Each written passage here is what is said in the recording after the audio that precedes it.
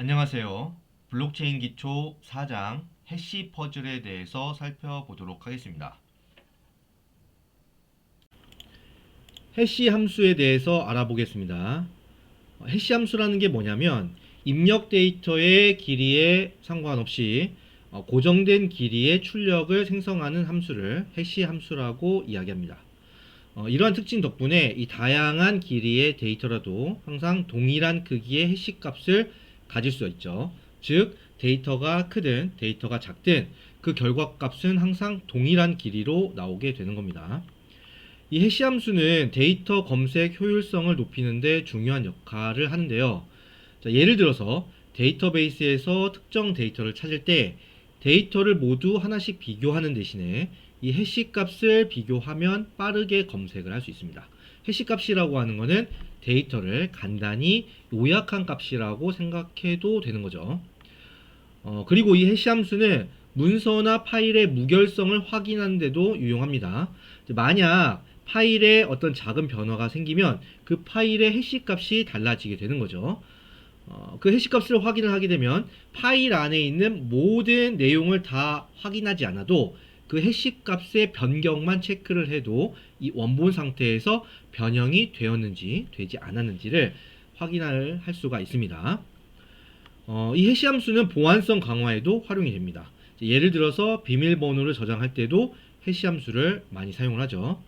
사용자의 실제 비밀번호를 저장하는 대신에 해시 값을 저장을 하고 로그인 시에 입력한 비밀번호의 해시 값을 비교를 해서 인증을 진행을 할 수가 있습니다.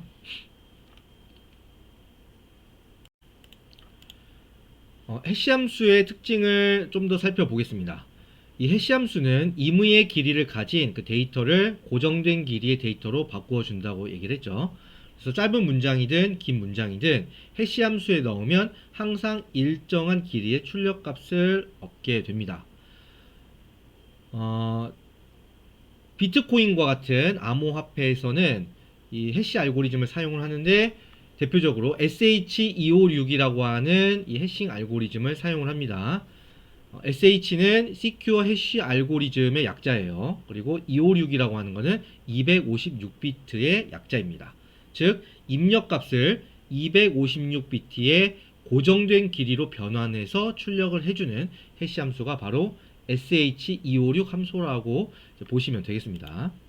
자, 예를 들어서 여기 문장이 나와 있는데 There ain't no such things as a free lunch 라고 하는 문장을 sh256 해시 함수에 넣을 수 있어요. 그러면 거기에 이제 연계가 되는 해시 값이 생성이 되는 거죠. 자, 이 과정에서 이 입력 문장의 길이는 상관이 없습니다. 항상 어떤 길이로 들어오든 간에 이 결과 값은 256비트, 즉 32바이트 길이의 해시 값이 생성이 되는 거죠. 자, 그래서 여기서도 보시면 결국은 64개의 16진수로 표현된 해시 값이 출력이 됩니다. 64자리의 16진수라고 하는 것은 결국 자리 하나하나가 4비트씩을 차지하기 때문에 전체적으로 256비트가 되게 되는 거죠. 이 해시 값의 특징이 뭐냐면 입력 데이터와는 완전히 다른 형태로 나타나게 된다는 겁니다. 즉 해시 값을 본다 하더라도 우리가 그 해시 값에 대응하는 원래 입력 데이터가 무엇이었는지 알 수가 없는 거죠. 해시 값만 보고는 문장을 추론을 할 수가 없습니다. 또 하나의 특징은 이 해시 함수에서는 입력 데이터가 조금이라도 달라지면 해시 값이 완전히 달라져요. 자, 그래서 데이터를 검증하거나 무결성을 확인하는 용도로도 유용하게 쓸 수 있습니다. 해시 값이 동일하면 원래 데이터도 동일하다고 믿을 수가 있는 거죠. 여러분이 문장을 입력했을 때 그에 대응을 해서 sh256의 그 해시 함수 값을 출력을 해볼 수 있는 사이트가 있습니다. 제가 슬라이드에다가 링크를 걸어뒀죠. 관심이 있는 분들은 이 링크를 통해서 접속을 하신 다음에 결과값을 확인해 보시면 되겠습니다.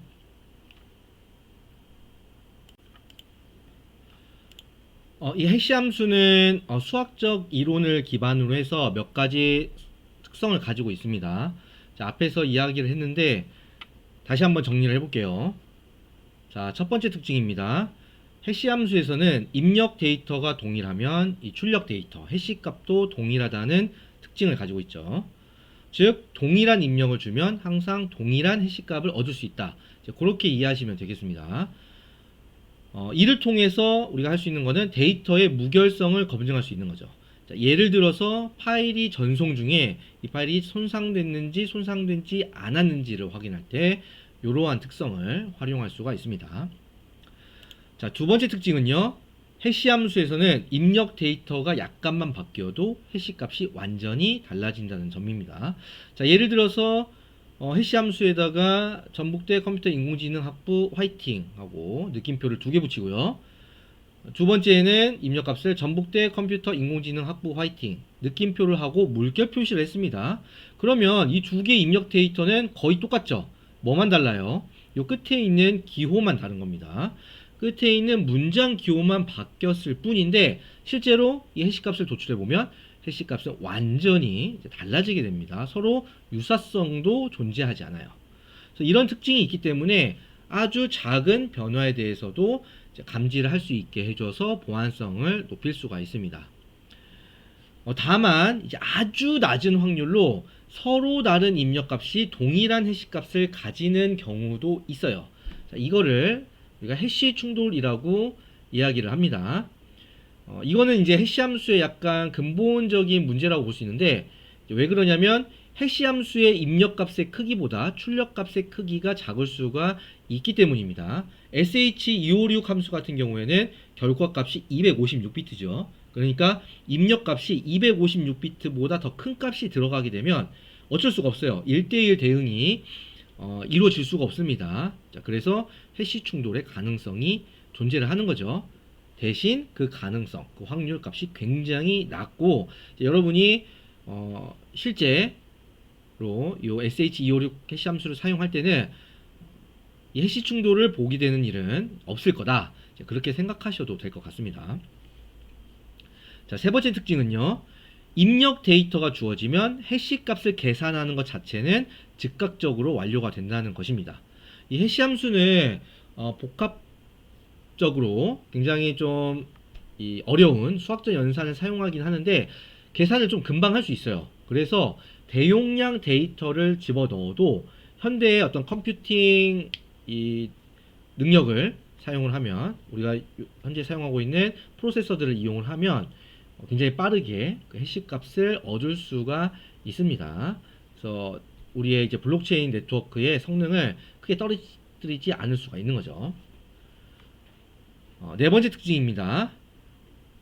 특정 해시 값에 대응되는 입력 데이터를 빠르게 찾아낼 수 있는 역연산 공식이나 알고리즘은 존재하지 않습니다. 즉, 우리가 해시 값을 가지고 있다 하더라도 그 해시 값을 도출해 줄 수 있는 원래 입력 데이터가 있겠죠. 그 입력 데이터를 역으로 찾아내는 게 사실상 불가능해요. 이거는 수학적인 이론에 의해서 증명이 되어 있습니다. 그죠? 요령이나 꼼수를 써서 이거를 찾아낼 수가 없습니다. 그렇기 때문에 이 해시 함수를 이용하면 데이터 보안성을 쉽게 확보를 할 수가 있는 거죠. 우리가 이 해시 함수를 이용을 해서 해시 값을 얻고자 할 때, 우리가 원하는 특정 해시 값을 얻고자 할 때 그 방법은 오직 하나입니다. 뭐예요? 입력 데이터를 직접 하나하나 바꿔가면서 확인해 보는 거죠. 그러니까 노가다로 입력 데이터를 일씩 바꿔가면서 내가 원하는 해시 값이 나오는지 안 나오는지를 체크해 보는 수밖에 없습니다. 이거를 우리가 브루트 포스 방식이라고 얘기를 하죠. 어떤 알고리즘이 존재를 하는 게 아니라 그냥 다 해본다. 그런 방법론이에요. 그런데 문제가 뭐예요? SH256에서 도출할 수 있는 해시 값의 가지수가 얼마 됩니까? 2의 256승이죠. 그죠? 여러분이 브루트 포스 방법을 이용해서 아무리 좋은 컴퓨터, 아무리 빠른 컴퓨터를 이용한다고 하더라도 모든 해시 값을 다 체크해 볼 수는 없습니다. 이거는 현실적으로 불가능해요. 자, 그렇기 때문에 이러한 특성에 의해서 이 해시 함수가 암호화나 무결성 검증이나 데이터 검색 그리고 디지털 서명에 널리 활용을 할 수가 있는 거죠. 블록체인과 같은 데이터 구조에서 효율적이고 안전한 데이터 검증을 위해 사용하는 이제 머클트리에 대해서 살펴보겠습니다. 머클트리는 1979년에 랄프 머클이라고 하는 사람에 의해서 이제 발표된 내용인데요. 해시트리라고도 우리가 부릅니다. 이 머클트리는 각 데이터 블록의 해시 값으로 구성된 트리 구조를 가지고 있어요. 그리고 이를 통해서 데이터의 무결성을 이제 빠르고 효율적으로 확인할 수가 있습니다. 머클트리 가장 아래에 있는 리프 노드들이 개별 데이터 블록의 해시 값을 나타냅니다. 여기 그림에서 보시면 예를 들어서 L1 데이터 블록의 해시 값은 해시 00가 되는 거죠. 이 각 리프 노드의 값들이 이제 상위 노드로 결합되면서 트리 구조를 형성을 합니다. 이 리프 노드들의 해시 값은 이제 한 단계 올라가면서 두 개씩 짝을 지어서 다시 해시 연산을 거치는데요. 예를 들어서 해시 00와 해시 01, 이 두 개를 결합해서 해시 0를 만들죠. 그리고 해시 10, 해시 11을 결합을 해서 해시 1을 생성을 합니다. 이와 같이 단계적으로 해시 값을 결합을 하면서 트리의 상위 노드로 올라가게 되는 거죠.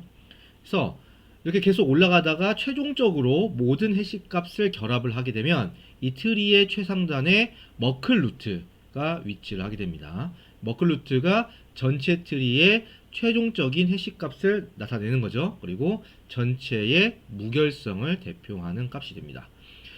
그렇기 때문에 이 머클 트리에서는 머클 루트 값만 알고 있으면 전체 데이터가 변조되었는지 변조되지 않았는지를 빠르게 검증할 수 있는 거죠. 이 머클 트리를 블록체인 안에다 넣으면 굉장히 우리가 좋은 성능을 도출할 수가 있습니다. 이 블록체인의 각 블록 안에는 이제 수많은 거래 정보가 포함이 되어 있는데요. 이 거래 정보를 모두 다 하나씩 꺼내 가지고 검증하고 비교하는 것은 굉장히 비효율적이죠. 그 대신에 거래 정보에 대해서 해시 값을 계산하고 이 해시 값을 가지고 머클 루트를 도출한 다음에 머클 루트를 블록 헤더에 넣어서 검사를 하는 것이 훨씬 더 유용합니다. 훨씬 더 효율적이에요. 검증 과정에서 특정 거래 해시 값과 상위 노드의 해시 값만 비교를 하면 되죠. 그래서 이 머클 루트를 사용하게 되면 전체 데이터 구조를 다 체크하지 않아도 빠르게 검증을 할 수 있다. 그래서 블록체인의 성능을 높일 수 있다. 그렇게 이해를 하시면 되겠습니다. 여기 슬라이드에서는 이제 머클 트리가 블록체인에서 어떻게 활용되는지를 보여주고 있습니다. 이 블록체인에서 각 블록은 여러 개의 트랜잭션 데이터를 포함하고 있죠. 이 트랜잭션 데이터 각각이 이제 머클 트리의 리프 노드가 된다라고 보시면 되겠습니다. 그래서 트랜잭션 하나하나가 트리의 가장 아래에 위치하게 되는 거고요. 이 트랜잭션 데이터가 SH256 해시 알고리즘을 통해서 해시 값으로 변환이 됩니다. 여기 그림에서는 트랜잭션 A가 그 해시 함수 H를 이제 통과를 해서 해시 A라고 하는 해시 값을 얻게 된 거죠. 자, 이렇게 얻어진 해시 값들이 두 개씩 짝을 지어서 다시 해시 연산을 수행합니다. 예를 들어서 해시 A와 해시 B를 결합해 가지고 다시 SH256 알고리즘을 통과시키는 거죠. 그러면 상위 노드의 해시 값을 구하게 됩니다. 여기서는 H, HA, HB로 나타내고 있어요. 자, 가운데에 짝대기 기호가 있는데 요거는 두 해시 값을 결합한다 라는 의미로 이해하시면 되겠습니다. 그래서 이 과정을 반복을 해서 상위 노드의 해시 값을 계산해 나가고요. 결과적으로 트리의 최상단에 위치한 하나의 해시 값을 도출하는 거죠. 요게 머클 루트가 되고 이 머클 루트가 결국은 블록 안에 존재하는 모든 트랜잭션의 무결성을 나타내게 되는 겁니다. 블록체인에서는 이 머클 루트를 블록의 헤더에 저장을 해서 나중에 블록을 검증할 때 사용을 하는 거죠. 이 머클 트리를 사용을 하면 블록체인에서의 데이터 검증 속도를 향상시킬 수가 있습니다. 만약에 특정 트랜잭션이 변조가 되면 해당 트랜잭션의 해시 값도 달라지게 되는 거죠. 그리고 그 해시 값이 연속적으로 이어지는 상위 노드들의 해시 값도 바뀌게 됩니다. 그래서 최상단의 머클 루트 값까지 영향을 미치기 때문에 우리가 데이터 변조를 쉽게 감지를 할 수가 있어요.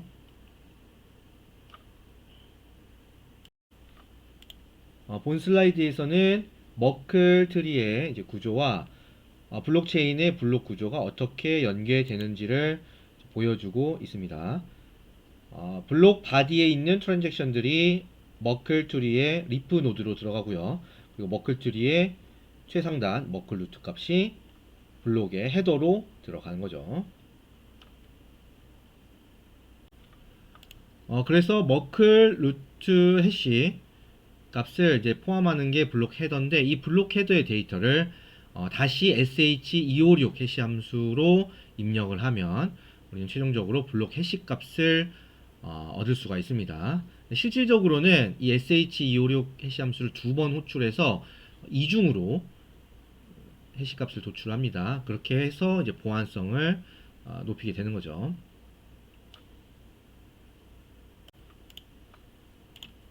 블록체인은 이름 그대로 블록들이 체인 형태로 연결된 데이터 구조입니다. 이 블록체인은 단순히 블록들을 차례로 나열하는 것이 아니라 각 블록이 이전 블록의 해시 값을 포함함으로써 체인 형태의 연결 구조를 유지하도록 하는 건데요. 그림에 나와 있는 것처럼 블록 n의 해시 값이 블록 n 플러스 1에 포함이 되고요. previous 블록 해시, 이전 블록 해시 값으로 포함되죠. 그리고 블록 n 플러스 1의 블록 해시 값이 블록 n 플러스 2의 이전 블록 해시 값으로 또 포함이 되는 겁니다. 이런 형태로 전체 연결 구조를 유지하는 거죠. 자, 이런 여러 가지 과정을 거치면 각 블록이 서로 연결되게 되는데요. 이런 번거로운 과정을 거쳐서 장부를 만들고 블록체인을 구성하는 이유가 무엇입니까? 바로 데이터의 무결성과 보안성을 유지하기 위해서인 거죠. 이 블록체인은 분산된 장부를 사용합니다. 그리고 여러 노드가 동일한 데이터를 서로 중복적으로 공유하면서 운영이 되는 거죠. 만약에 하나의 노드가 악의적으로 트랜잭션을 조작하려고 하면 어떻게 되겠습니까? 이전 장에서 봤던 상황을 그대로 이어서 생각을 해봅시다. 예를 들어서 사기꾼 노드가 특정 트랜잭션을 조작하려 한다고 가정을 해보는 겁니다. 이 사기꾼 노드는 블록 내에 트랜잭션 데이터를 변경해서 자신에게 유리한 정보를 기록하고 싶은 거죠. 슬라이드와 같이 미리 작성된 블록체인이 구성되어 있다고 가정하겠습니다. 블록 1번은 첫 번째 블록입니다. 해시 값은 0035bf1이고요. 이전 블록이 없기 때문에 프리브 값은 0입니다. 이 블록에는 트랜잭션 1과 트랜잭션 2 두 개가 들어가 있고요. 트랜잭션 1은 A에서 B 계좌로 5비트코인, C에서 D 계좌로 3비트코인의 거래를 가지고 있습니다. 머클 루트 값은 F2로 F175D2죠. 이 블록의 모든 트랜잭션을 다 결합해서 만든 해시 값이라고 보시면 되겠습니다. 블록 2는 두 번째 블록입니다. 해시 값은 00A28D7이고요. 이전 블록의 해시 값은 이제 블록 1번의 해시 값을 가지고 있겠죠. 그래서 블록 1의 0035BF2를 블록 2에서는 프리브 이전 블록 해시 값으로 블록 헤더에 포함을 하고 있습니다. 이 블록의 머클 루트는 893F21이죠. 트랜잭션을 보면 트랜잭션 1번은 B에서 D 계좌로 3비트코인, E에서 F 계좌로 15비트코인을 보내고 있습니다. 이제 요 트랜잭션을 다 모아서 머클 루트 값을 도출한 거죠. 블록 3번이 세 번째 블록입니다. 해시 값은 006C32D고요. 이전 블록 2의 해시 값은 00A28D7. 요거를 블록 헤더 안에 포함하고 있죠. 그래서 블록 2와 연결을 하고 있고요.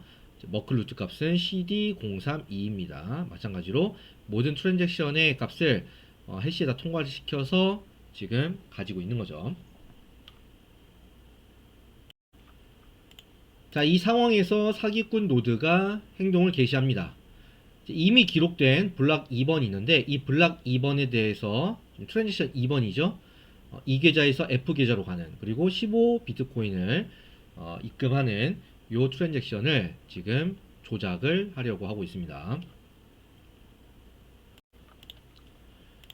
자, 여기에서 사기꾼 노드는 지갑 2의 주인이라고 할 수가 있겠죠. 그리고 지갑 F에 전송한 비트코인을 지금 회수하려고 하는 겁니다.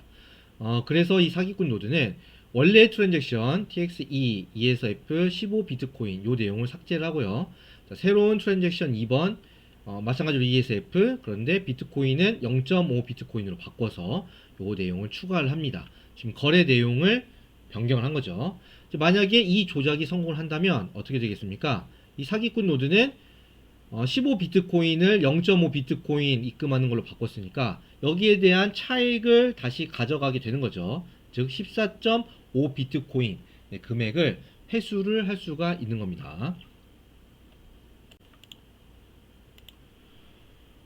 사기꾼 노드는 이제 블록 2의 두 번째 트랜잭션을 조작을 했고요. 그런데 어떻게 됩니까? 트랜잭션만 조작을 했지만 실제로는 이 블록에서 트랜잭션 값만 바뀌는 게 아니죠. 이 트랜잭션이 연계된 그 머클 트리의 해시 값이 변동을 하고 결과적으로 머클 루트 값이 바뀌게 됩니다.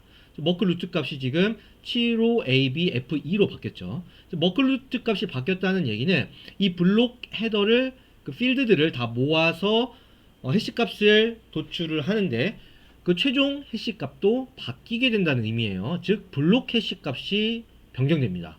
여기서는 블록 해시 값이 1720131로 바뀐 것을 확인할 수가 있습니다. 트랜지션 하나가 바뀌면서 이렇게 연계해 가지고 모든 값들이 다 변경이 이루어지게 되는 거죠. 자, 변경이 되면 어떻게 되겠습니까? 문제가 뭐예요? 블록 3이 이 이전 블록 해시값 요 필드에 이전 블록 2번의 해시값인 00A28D7을 포함하고 있어요. 근데 이게 어떻게 됩니까? 불일치가 발생하는 거죠. 블록 2의 새로운 해시값인 1720131과 블록 3이 가지고 있던 오리지널 값 00A28D7은 서로 값이 다릅니다. 그래서 불일치가 발생을 했어요. 이런 해시값의 불일치가 발생을 했다는 얘기는 뭐를 의미하는 겁니까? 이 블록체인 네트워크에 조작이 발생했다는 것을 알게 해주는 거죠. 즉 이런 블록체인에서 각 블록이 이전 블록의 해시값을 포함하는 연결 구조를 가지게 될 때는 한 블록의 데이터가 변조되면 이후에 모든 블록의 불일치가 발생을 해서 데이터 조작을 바로 알아차릴 수가 있습니다. 그러니까 데이터 조작을 하기가 굉장히 어려워지는 거죠.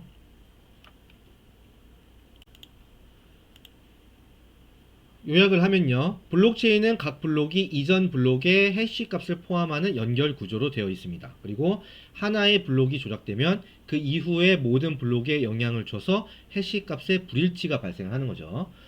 블록체인은 이 블록 전체 내용을 일일이 확인하지 않아도 해시 함수와 머클 트리를 통해서 이러한 데이터 조작을 빠르게 확인할 수가 있습니다. 이러한 구조를 사용하기 때문에 블록체인은 결과적으로 이 분산된 네트워크 내에서 분산 장부의 내용을 안전하게 관리를 할 수가 있는 거죠.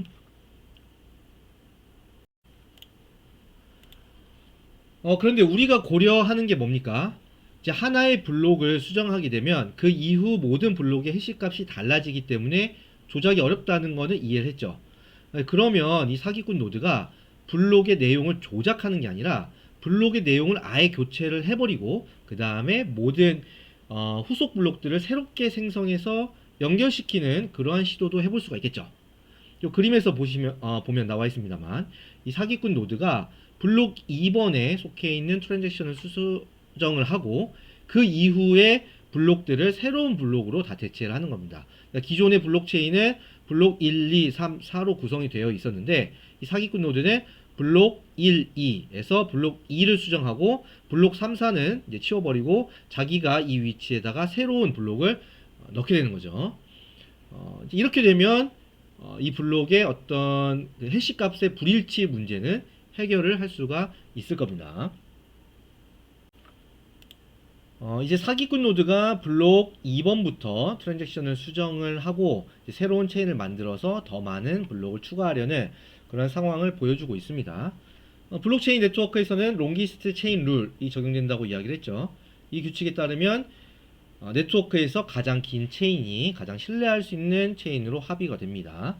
사기꾼 노드가 이 규칙을 지금 악용을 해서 기존 체인보다 더 많은 블록을 가진 조작된 체인을 만들고 가장 긴 체인으로 인식되도록 시도를 하는 거죠. 그러면 다른 노드들이 이 조작된 체인을 새로운 공식 체인으로 받아들이게 되는 겁니다.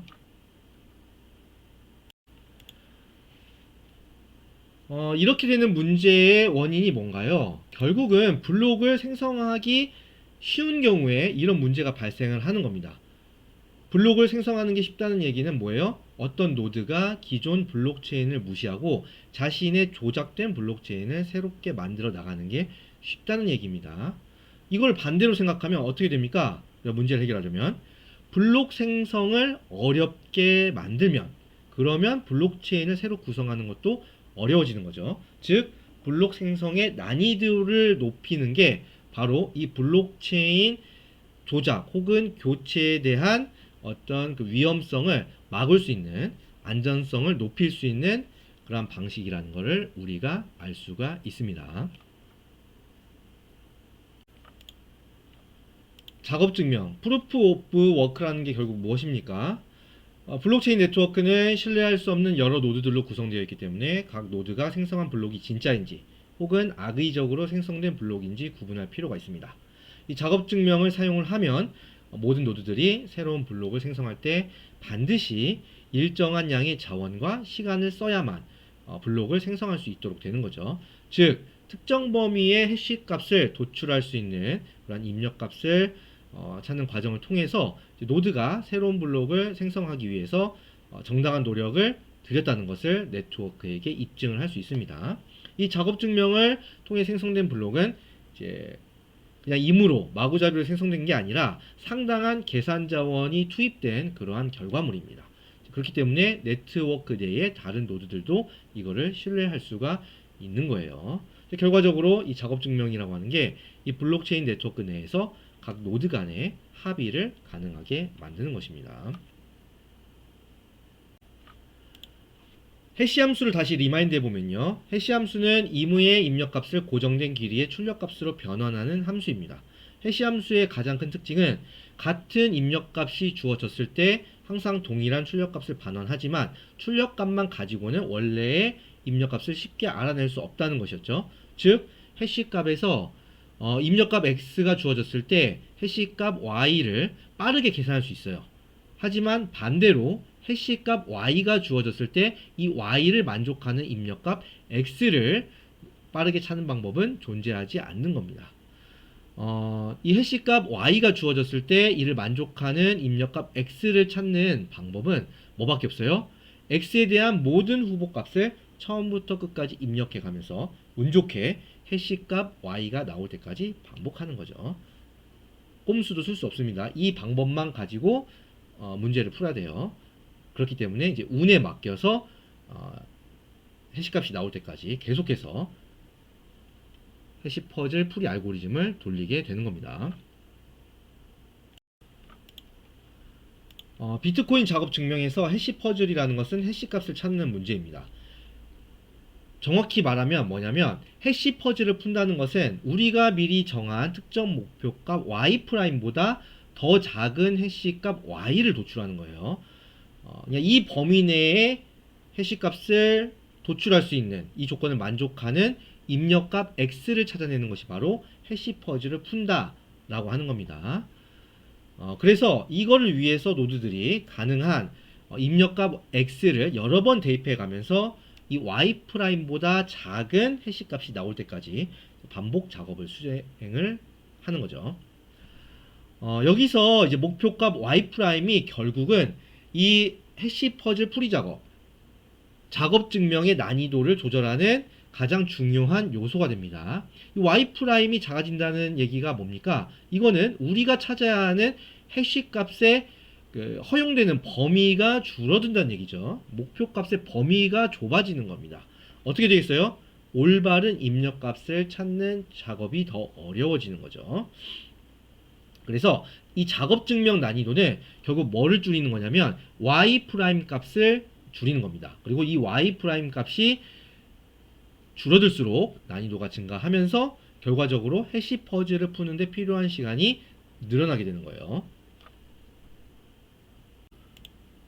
블록 헤더 정보 중에서 이 bit라고 하는 필드는 블록의 해시가 목표 값을 충족하기 위한 그 범위를 결정을 합니다. 본 슬라이드에서는 지금 85만 번째로 생성된 이 블록의 헤더 값을 예시로 보여주고 있는데요. 이 블록의 헤더에 포함된 이제 비트 값은 38602139이고요. 이거를 16진수로 바꾸면 0x170d 0c0b로 표현할 수가 있습니다. 이 블록 해시라고 하는 거는 결국 이 비트 값에 의해서 목표 해시 값이 정해지는데 그 정해진 목표 해시 값보다 작아야만 유효한 것으로 인정받을 수가 있습니다. 논스 필드가 있는데요. 이 논스 필드는 블록체인 네트워크의 노드가 이 비트 값에 의해서 결정되는 목표 해시 값의 조건을 만족하기 위해서 계속해서 변경할 수 있는 값입니다. 이제 블록 헤더의 다른 필드 값들은 이미 이제 고정이 되어 있는 상황이죠. 그죠? 고정이 되어 있는 상황에서 이 넌스 값을 가지고 이 노드가 자유롭게 입력 값을 조정을 할 수가 있습니다. 그래서 이 논스 값을 변화를 시키면서 블록 해시가 목표 해시 값 이하가 될 때까지 반복적으로 계산을 수행을 하는 거죠. 이 과정에서 굉장히 많은 계산이 필요합니다.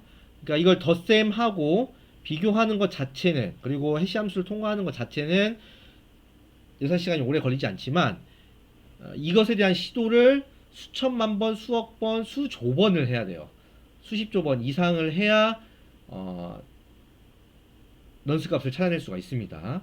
그렇기 때문에 결국 계산이 많이 소요가 되는 거고, 블록이 마구잡이로 생성되는 것을 막을 수가 있는 거죠.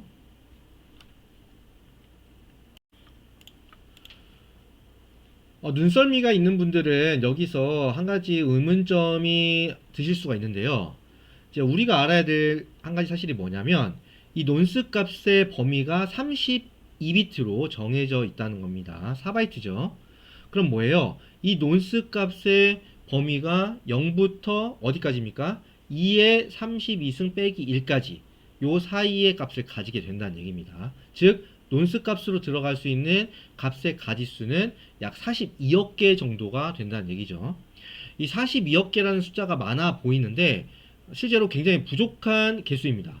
현대 컴퓨터의 뭐 CPU 정도만 가지고도 이 정도 범위의 값은 순식간에 계산을 해낼 수가 있어요.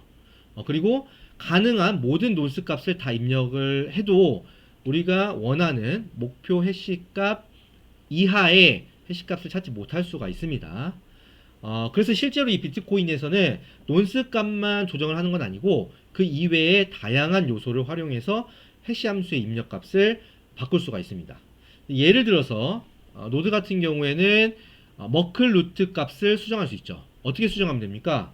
노드 안에 들어가는 그 블록에 포함되는 트랜잭션이 있죠. 그렇죠? 노드가 생성하는 블록에 포함된 트랜잭션이 있는데 그 트랜잭션의 순서를 바꿀 수가 있습니다. 그러니까 똑같은 트랜잭션을 넣어도 순서를 바꿔서 머클 루트 값을 바꿀 수 있죠.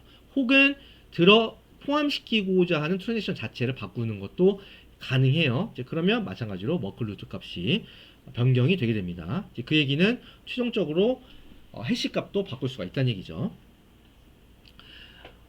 트랜잭션 말고도 또 뭐 타임 스탬프를 조금 바꾼다거나 이런 것도 또 가능하고 엑스트라 넌스라고 하는 요소도 있습니다. 이건 이제 뭐냐면 이제 블록에 포함된 코인베이스 트랜잭션이 있어요. 코인베이스 트랜잭션은 뭐라고 했습니까? 블록 내에 포함되는 첫 번째 트랜잭션이라고 얘기를 했죠. 이 새로 생성된 비트코인, 새로 발행된 비트코인을 이제 블록을 생성한 노드에게 보내는 역할을 수행하는 게 바로 코인베이스 트랜잭션인데 이 트랜잭션 안에 스크립트를 작성을 할 수 있습니다. 마치 우리 사토시 나카모토가 제네시스 블록을 만들 때 그 코인베이스 트랜잭션에다가 더 타임스의 그 기사 문장을 집어 넣었던 거 기억나시죠? 이제 그것과 마찬가지로 일반 노드들도 코인베이스 트랜잭션에다가 자신만의 스크립트를 집어넣는 게 가능해요. 이렇게 되게 되면 머클 루트 값을 가져올 때 그 머클 루트 값의 변경을 우리가 유도를 할 수 있습니다. 그렇게 되면 넌스 검색 공간을 늘릴 수가 있는 거죠. 그래서 넌스의 범위는 32비트지만 실제로는 그것보다 훨씬 더 큰 공간을 가지고 우리가 해시 함수의 입력 값을 만들어낼 수가 있습니다. 그래서 이러한 다양한 요령들을 동원을 해서 우리가 무제한에 가까운 해시 입력 공간을 탐색을 하고요. 그리고 넌스와 머클 루트 값을 바꿔가면서 다양한 해시 값을 생성을 하고 목표 난이도에 도달할 때까지 계속해서 계산을 진행할 수 있습니다. 하여튼 중요한 건 뭐예요? 어쨌든 변하지 않는 사실은 이러한 작업 증명 과정에서 우리가 쓸 수 있는 쉬운 길, 요령은 없다는 겁니다. 우리가 해야 되는 거는 오직 하나인 거죠. 그저 하나하나 값을 바꿔가면서 브루트 포스 방식을 기반으로 많은 시간과 연산을 소비해야 한다. 그것을 통해서 블록을 생성해야 된다. 이게 바로 작업 증명의 결론입니다. 블록을 새로 생성하는 과정은 많은 자원, 많은 비용이 소모가 되죠. 즉, 트랜잭션을 조작하거나 혹은 교체해서 새로운 블록을 만드는 것은 이 트랜잭션을 조작했을 때 얻을 수 있는 기대 이익이 해당 블록을 새롭게 교체하기 위해서 필요한 비용보다 커야 됩니다. 그러니까 이득이 비용보다 커야 돼요. 만약에 이득이 비용보다 크지 않으면 애초에 조작을 하는 의미가 사라지게 되는 거죠. 그러니까 작업 증명에 들어가는 그 비용이 블록체인의 신뢰성을 보장을 해줘야 됩니다. 또한 이 비용 문제가 아니더라도 한 블록을 생성하기 위해서 또 뭘 해야 돼요? 다른 모든 노드들과의 경쟁에서 승리를 해야 되는 거죠. 즉 롱기스트 체인 룰을 기반으로 해서 이 블록이 교체된 새로운 블록체인 합의를 성공하려면 모든 경쟁자들보다 빠르게 해시 퍼즐을 풀어야 됩니다. 이게 물리적으로 불가능하다는 거죠. 그러니까 블록체인 네트워크에 참여하는 노드의 개수가 적으면 수대에서 수십 대 이하라면은 그게 가능할 수도 있겠습니다만 일정 규모 이상이 되게 되면 수천 대, 수만 대 이상이 되면 다른 노드들은 노는 게 아니죠. 내가 블록을 계산할 때 그 노드들도 다 힘을 합쳐서 혹은 서로 어떤 좋은 컴퓨팅 자원을 가지고 경쟁적으로 블록을 생성 시도를 하기 때문에 우리가 그들을 이기는 것은 불가능에 가깝다고 볼 수가 있습니다. 그래서 이러한 여러 가지 이슈들로 인해서 현실적으로는 악의적인 노드들이 블록체인을 조작하거나 교체할 수가 없게 되는 거죠. 그런데 여기서 우리가 또한 고려해 봐야 될 이슈가 있습니다. 이 블록체인 네트워크의 분산 장부를 구성하기 위해서는 이제 누군가는 블록을 생성하고 네트워크에 추가를 해야 되죠. 그리고 이제 우리가 앞에서 살펴보았듯이 이 블록을 생성하기 위한 해시 퍼즐을 푸는 것이 쉽지가 않습니다. 컴퓨팅 파워가 들어가고 전력이 들어가고 시간이 소요가 되죠. 문제가 뭐예요? 이 작업 증명 시스템이 단순히 악의적인 노드만을 방지하기 위해서 만들어진 게 아니라는 겁니다. 사실 블록체인 네트워크에서는 누가 악의적이고 누가 정상적인 노드인지 알 수가 없어요. 구별을 못합니다. 그저 블록을 생성하는데 비용을 들이게 하고 그리고 비용을 들여서 블록을 생성한 노드는 그 결과물을 믿을 수 있다고 합의를 하는 거죠. 악의적인 노드든 정상적인 노드든 블록을 생성할 때 시간과 비용이 들어간다는 것은 똑같습니다. 우리가 항상 하는 말이 있죠. 땅 파서 돈이 나오냐라고 이야기를 합니다. 뭐예요?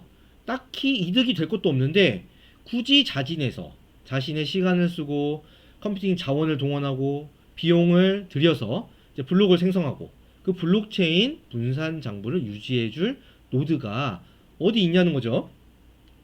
이 블록을 생성하는 과정에서 얻을 수 없는 어떤 이익이 없다면 이 정상적인 노드들, 악의적이지 않은 노드들 또한 뭘 안 하려고 해요? 블록을 생성하려고 하지 않는 겁니다. 블록을 생성하게 하고 그리고 블록체인 네트워크의 유지와 성장을 이루게 하기 위해서는 어떻게 해야 됩니까? 정상적인 노드들이 기꺼이 자신의 시간과 비용을 투입해서 블록을 만들도록 해야 돼요. 그렇게 할 수 있게 하는 동기부여가 있어야 됩니다. 이거를 우리가 줄여서 뭐라고 해요? 인센티브 메커니즘이라고 하는 거죠.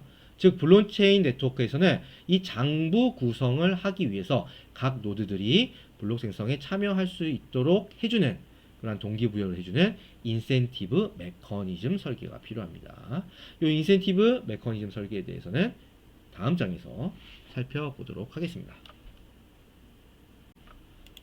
네, 모두 수고하셨고요. 감사합니다.